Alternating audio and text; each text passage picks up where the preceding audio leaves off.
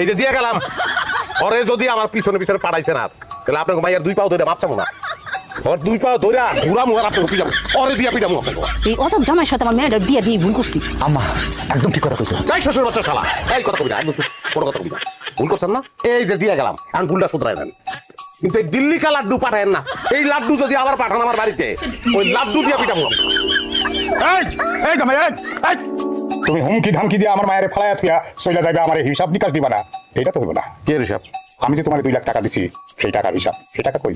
আপনার নাম আফজাল আফজাল।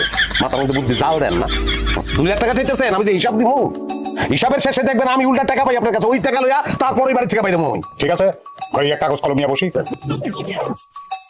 ওরে বাবা, এত বড় কি হিসাব আমি জানতাম।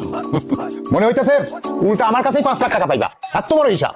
হিসাব ক্লিয়ার কাট আপনার মায়ের লোক আমি সংসার করতেছি 2 বছর 24 মাস